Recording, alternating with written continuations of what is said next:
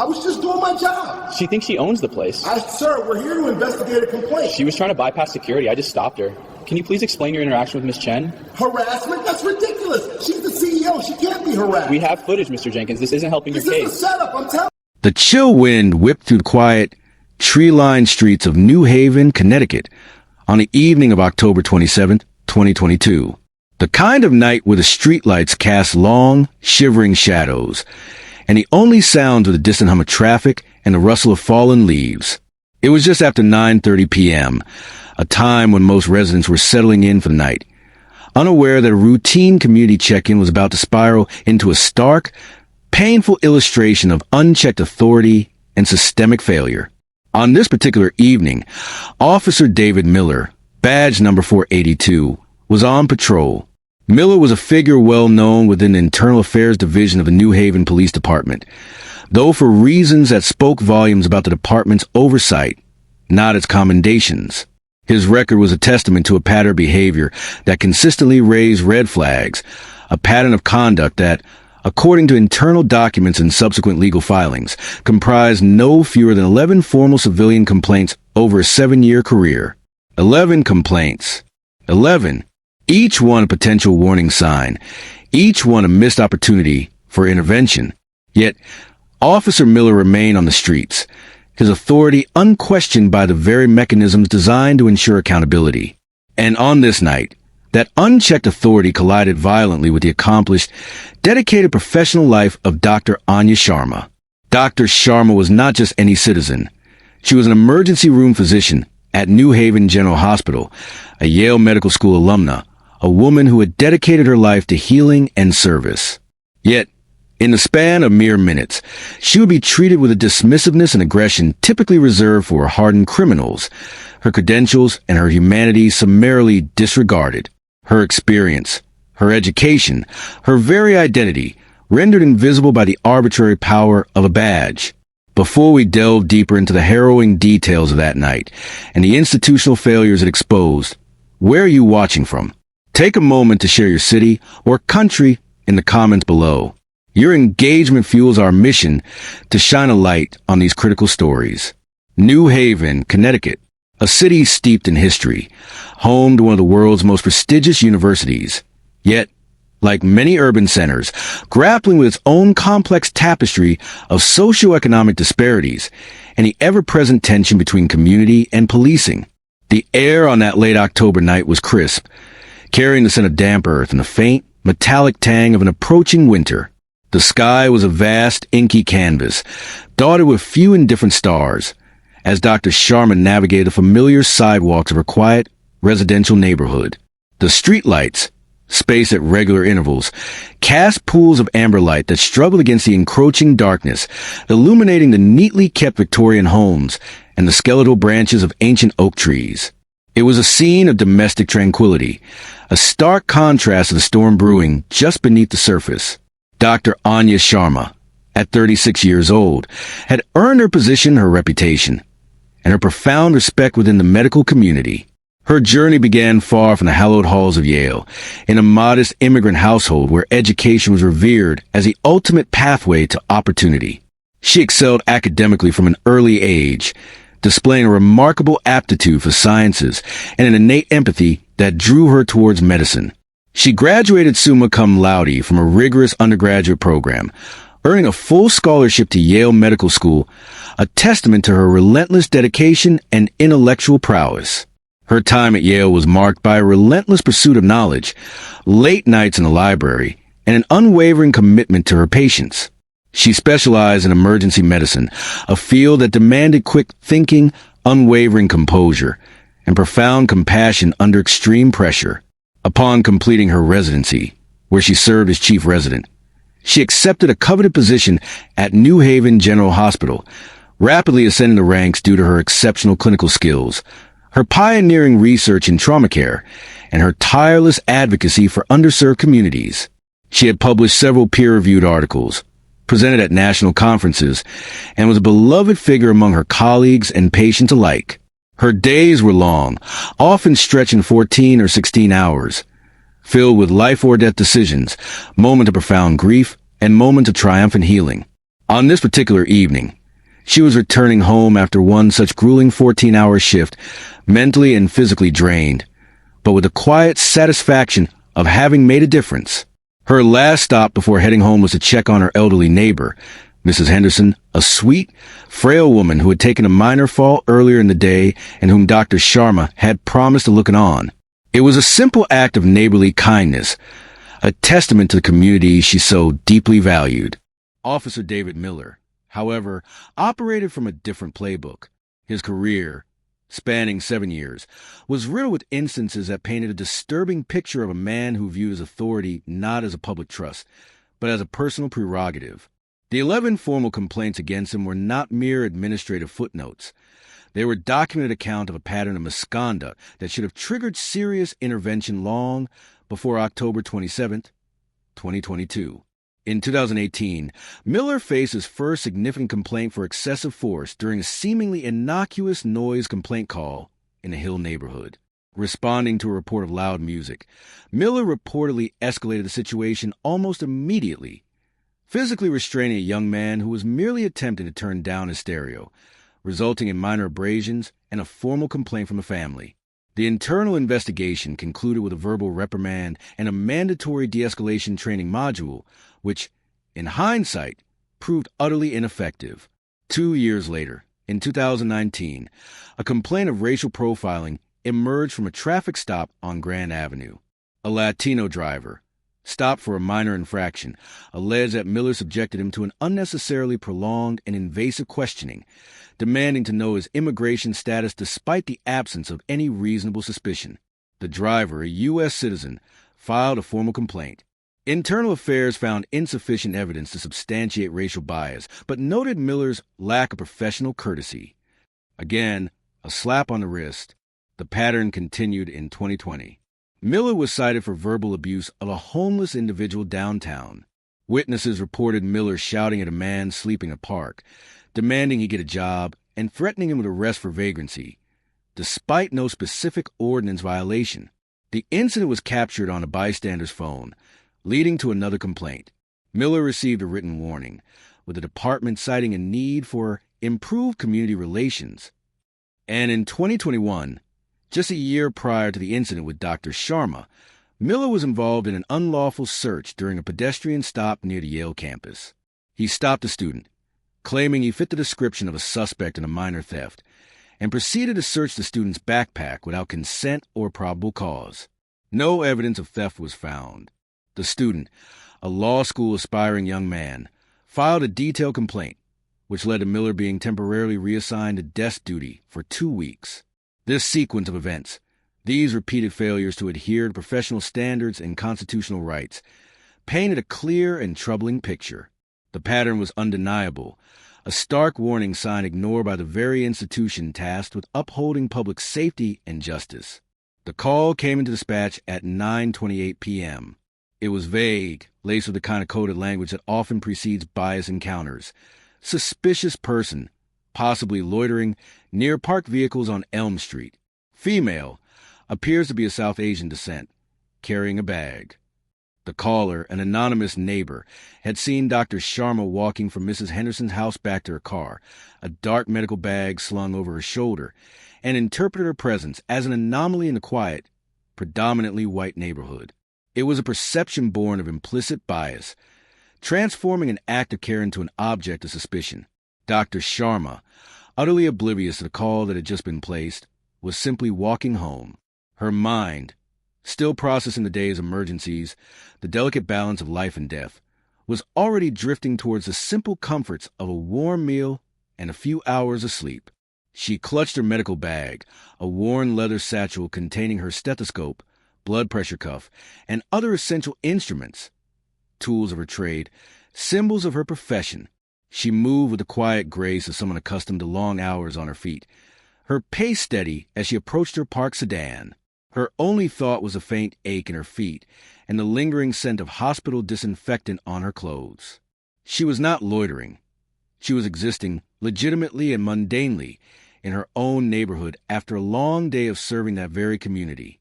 Should officers be required to verify the legitimacy of a situation before escalating, especially when initial observations contradict the dispatch report. This question lies at the heart of what unfolded next.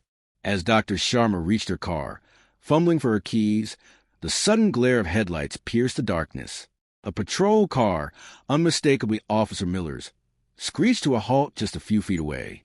The driver's side window whirred down, and Miller's voice, amplified by the night silence, cut through the quiet.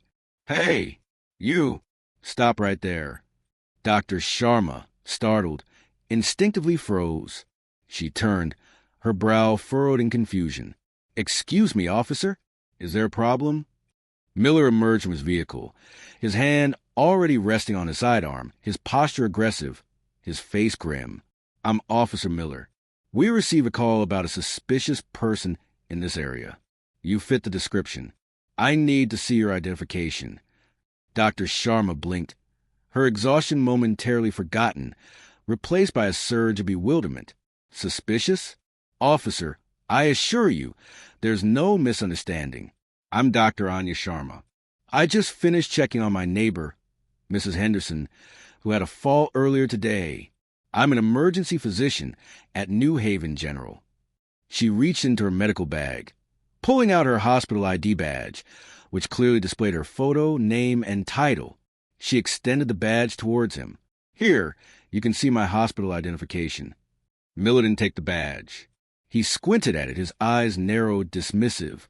"Anyone can fake that, doctor. For all I know, you stole it. I need a state-issued ID, driver's license. Now!" His tone was sharp, laced with an unmistakable edge of suspicion. "Officer, this is my official hospital identification," Dr. Sharma insisted, her voice beginning to waver slightly with frustration. "I just told you I was checking on Mrs. Henderson. You can verify that. She lives right there." She gestured towards her neighbor's house. "I'm an actual doctor. This is ridiculous." "I don't care who you claim to be," Miller retorted, stepping closer, his presence intimidating. "You're acting suspicious. You're loitering. I'm telling you, show me your driver's license, or I will consider you uncooperative, and this situation will escalate quickly." The implication was clear, the threat palpable. "I am not loitering," Dr. Sharma stated, her voice now firmer, pushing back against a rising tide of indignation. "I am walking to my car after attending to a patient. This is my neighborhood. What exactly makes me suspicious?" "Your presence here at this time, fitting the description of the call," Miller snapped, his patience evidently thin. "I don't need to explain myself to you. ID now, or you're coming down to the station." Dr. Sharma, though deeply disturbed by the aggression, maintained her composure. "Officer, I have done nothing wrong. I have shown you my professional identification. I am happy to provide my driver's license, but I need to understand why I am being detained. What crime have I committed?" "You're being detained for questioning," Miller declared, his hand moving from his sidearm to his handcuffs. "Failure to identify yourself to a police officer when requested during an investigation. This is your last chance." At this point, the commotion had drawn attention. Lights flickered on in nearby houses. A few neighbors, peering through their curtains, began to gather cautiously on their porches. One, a young woman named Sarah Chun, who had witnessed the entire exchange from her living room window, pulled out her phone and began recording. The blue and red lights of Miller's cruiser pulsed silently, casting an eerie glow over the unfolding drama.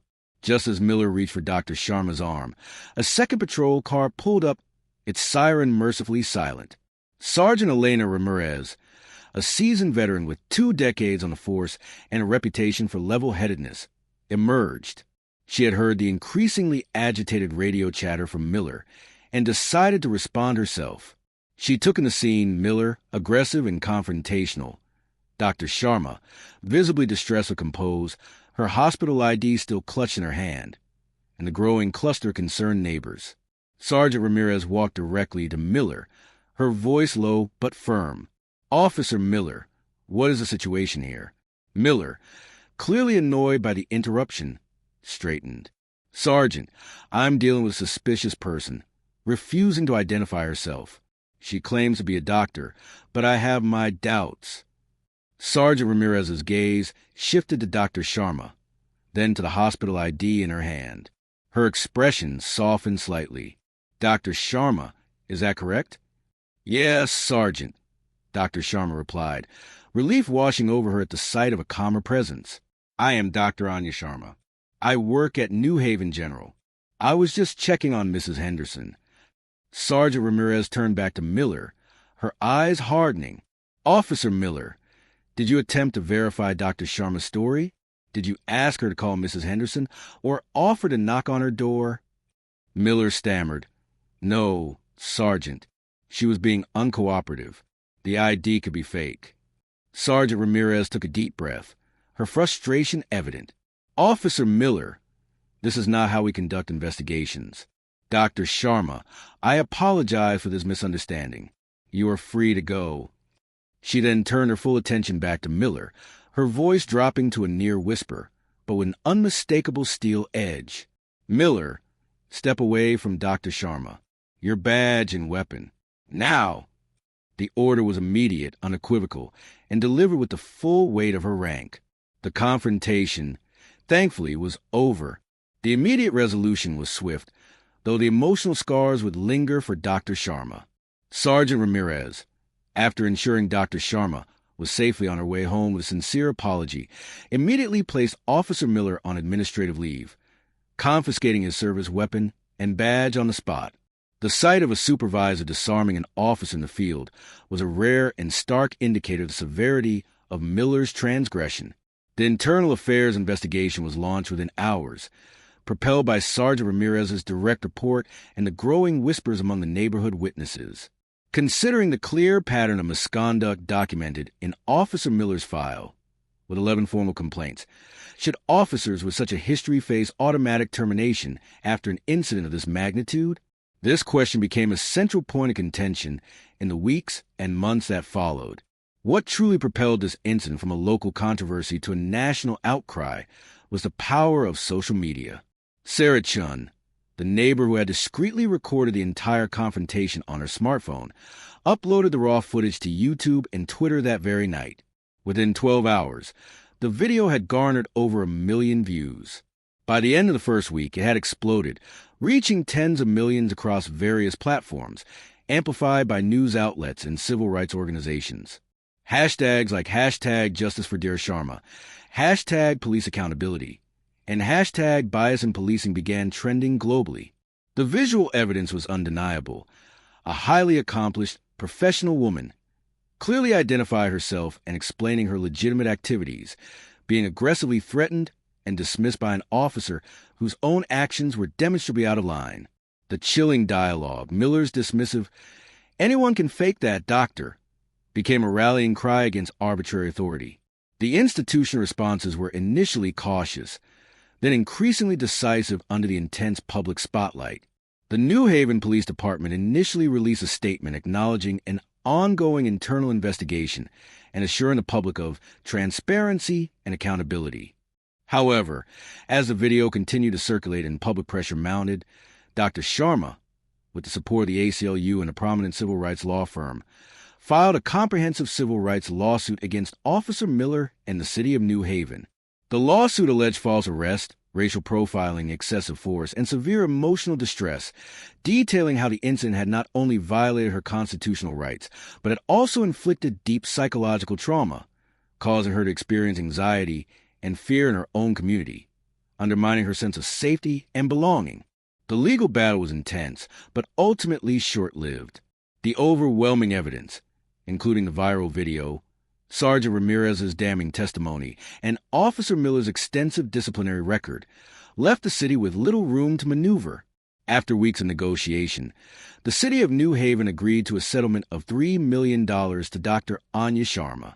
It was at the time the largest settlement in the city's history for an incident of this nature involving officer misconduct and civil rights violations, a testament to the egregious nature of the officer's actions and the city's desperate attempt to mitigate further reputational and financial damage.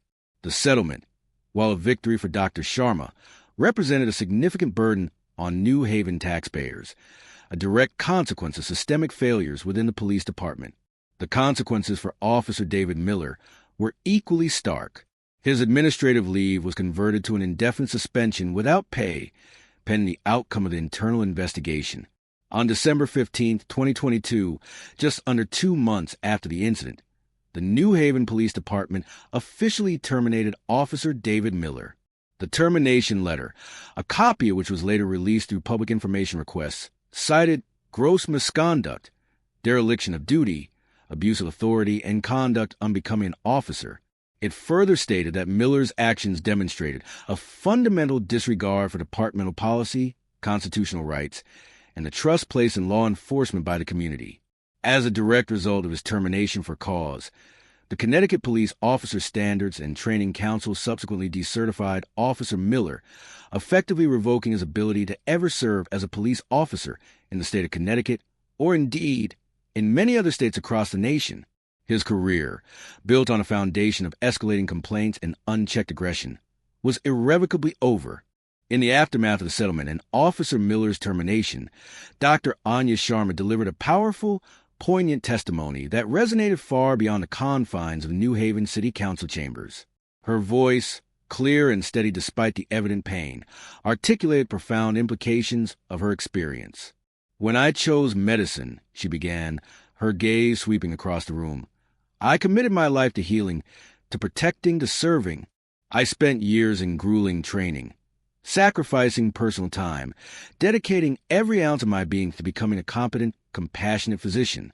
I believed that my profession, my education, my very identity as a healer would afford me a basic level of respect, a fundamental immunity from arbitrary harassment, especially in my own neighborhood, after helping a patient." She paused, taking a deep breath. But on that night, none of that mattered. My Yale degree, my hospital badge, my commitment to community health. They were all dismissed, invalidated, rendered meaningless by the snap judgment of an officer who saw only suspicion where there was only service. "If this can happen to me," she continued, her voice rising slightly, imbued with a quiet but fierce indignation, "a Yale-trained physician in my own neighborhood, simply walking home from caring for an elderly neighbor, what hope is there for those without my credentials? What hope is there for young black and brown men and women who do not have a prestigious title to fall back on? What hope is there for anyone who doesn't fit a narrow, preconceived notion of normal or safe in the eyes of law enforcement?" Her testimony was a stark reminder that systemic injustice does not discriminate based on achievement or social standing. It targets based on bias, and when unchecked, it can strip anyone of their dignity and safety. It was a call to action, demanding introspection and genuine reform. Should incidents involving documented patterns of officer misconduct, particularly those resulting in large settlements and national outrage, automatically trigger a federal investigation into the department's training and oversight practices? This question became increasingly urgent as the full scope of Miller's history came to light. The New Haven Police Department, facing immense pressure and a tarnished reputation, commissioned an independent review of its practices. The findings were sobering. The investigation detailed systemic failures that went far beyond one bad apple. It revealed inadequate de-escalation training, particularly concerning interactions with community members who were not immediate threats. It highlighted insufficient oversight of officers with multiple complaints, noting that Miller's 11 prior complaints had not triggered any significant proactive intervention or retraining that could have prevented the incident with Dr. Sharma. The report pointed to critical deficiencies in implicit bias training, suggesting that existing programs were superficial and failed to address the deep-seated biases that could lead an officer to view a South Asian woman carrying a medical bag as suspicious. Furthermore, it found a distinct lack of robust community engagement strategies, contributing to a disconnect and mistrust between the police force and the diverse populations it served. The mechanisms for citizen complaints were deemed cumbersome and often yielded insufficient disciplinary action. In response to these damning findings, the New Haven Police Department, under new leadership, announced a comprehensive slate of reforms. These included the immediate implementation of enhanced de-escalation protocols, emphasizing communication and verification over confrontation.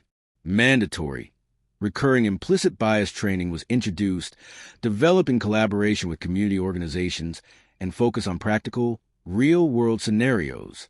A civilian oversight board, with expanded powers to review complaints and disciplinary actions, was established, ensuring greater transparency and public input.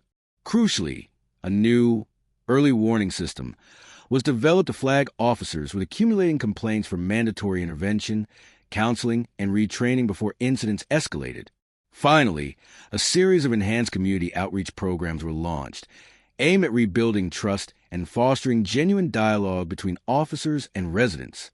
These reforms, while welcomed, were seen by many as long overdue, bought at the cost of one woman's trauma and millions of taxpayer dollars. The incident involving Dr. Anya Sharma and Officer David Miller was not merely an isolated act of misconduct. It was a glaring symptom of a deeper, systemic illness within law enforcement. It exposed a culture where, for some, the authority of a uniform became a license for arbitrary power rather than a responsibility to protect and serve.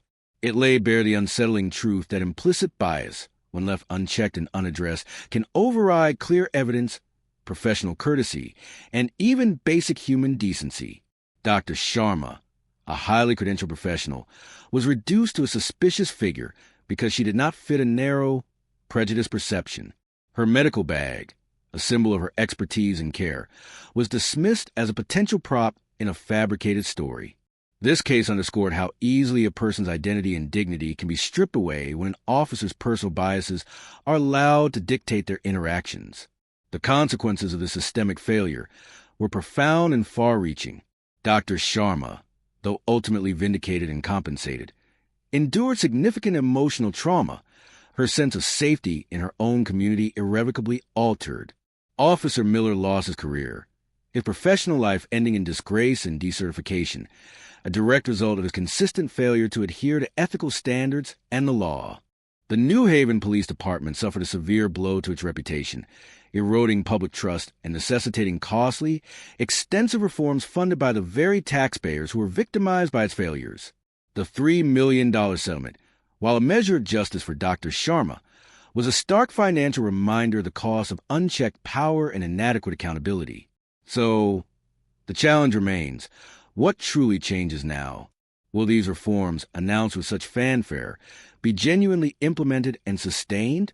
Or will they, like so many promises before them, fade into administrative obscurity once public attention shifts? How do we ensure that the lessons learned from Dr. Sharma's ordeal lead to lasting, fundamental change, rather than merely superficial adjustments? We need concrete, enforceable policies that go beyond platitudes. Should every department implement mandatory Bodycam review for all citizen complaints, with immediate temporary suspension for officers who accumulate a certain number of complaints until a full review is completed? Furthermore, should there be a publicly accessible, comprehensive database of officer complaints and disciplinary actions across all departments, ensuring transparency and preventing problem officers from simply moving to another jurisdiction? Let us know your thoughts on these proposals in the comments below. This story, like so many others we cover, is not just about one officer or one department. It is about all of us. It is about the society we aspire to build, one where justice is truly blind, where authority is exercise of responsibility, and where every individual, regardless of their background or profession, can walk to their neighborhood feeling safe, respected, and free from unwarranted suspicion. We're not stopping until accountability is the norm, not the exception. It's about all of us ensuring justice for every Dr. Sharma and every citizen who deserves to feel safe, not targeted, in their own community.